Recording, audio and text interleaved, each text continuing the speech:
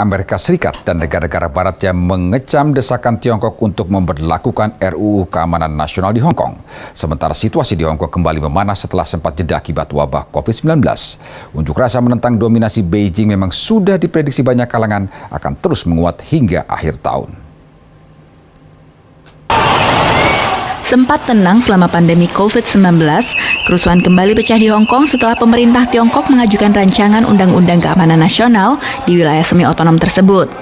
Carrie Lam, Kepala Eksekutif Hong Kong, meyakinkan investor internasional bahwa RUU ini akan jadi perangkat untuk menjamin keamanan Hong Kong dan tidak akan menghapus kebebasan warganya. If we want to protect the majority of the people, then if the minority of the people, indeed a very small minority of people, are going to breach the law to organize and participate in terrorist activities to subvert the state power, then of course they have to be bounded by the needed legislation. RUU yang akan melarang separatisme dan subversi Hong Kong dari pemerintah Tiongkok ini adalah kelanjutan dari RUU serupa yang sempat diajukan tahun 2003. Perundangan ini digulirkan menyusul demonstrasi berkepanjangan sejak Juni 2019.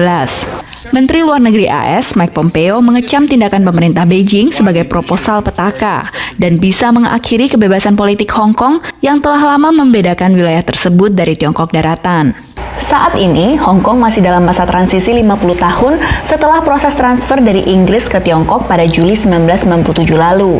Dalam masa transisi ini, ada Basic Law atau hukum dasar Hong Kong yang jadi pegangan konstitusi, yang juga menjamin independensi Hong Kong dari Tiongkok. Namun, memasuki pertengahan masa transisi, muncul beberapa RUU kontroversial yang didukung wakil rakyat pro-Beijing, seperti RUU ekstradisi dan RUU Keamanan Nasional ini.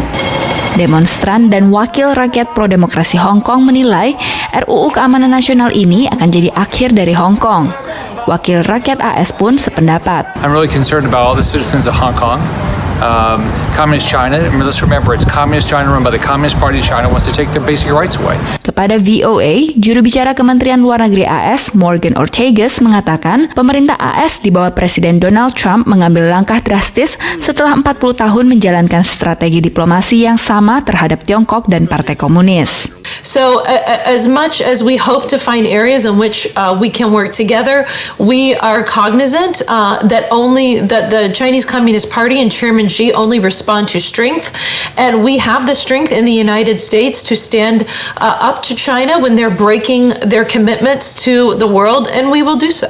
Tiongkok berencana untuk mengesahkan RUU Keamanan Nasional Kamis mendatang, yang didukung penuh Carrie Lam untuk penerapannya di Hong Kong. Dari Washington DC, Virginia Gunawan dan tim VOA.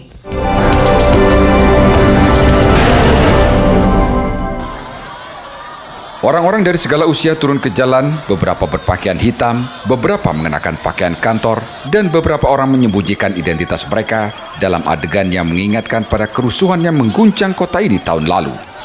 Seruan untuk berkumpul di sekitar Dewan Legislatif dibatalkan karena kehadiran banyak polisi anti huru-hara. Anggota dari Asosiasi Demokrasi dan Penghidupan Rakyat Hong Kong kemudian meneriakkan slogan-slogan menentang undang-undang di stasiun transit. We want to have democracy and freedom in Hong Kong, which is already written in the Basic Law. The Basic Law pledge to all Hong Kong people that we will have the universal suffrage.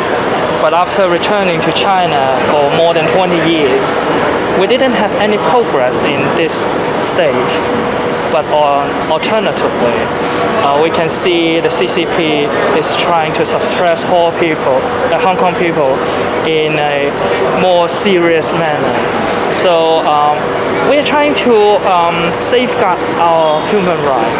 We're trying to safeguard Hong Kong. We don't want Hong Kong to be China. Para pengunjuk rasa juga meneriakkan slogan-slogan protes di Hai San Place, sebuah pusat perbelanjaan di distrik komersial Causeway Bay, ketika anggota parlemen mulai membahas RUU Lagu Kebangsaan di gedung parlemen.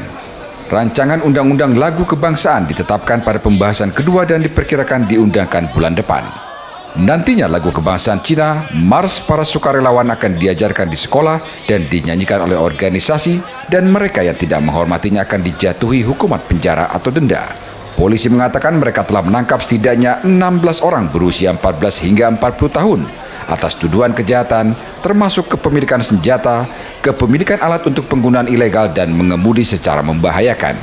Beijing mengusulkan Undang-Undang Keamanan Nasional dengan tujuan menangani kegiatan pemisahan diri, subversi, dan terorisme. Undang-undang ini bisa membuat Badan Intelijen Cina mendirikan markas di kota semi-otonom ini.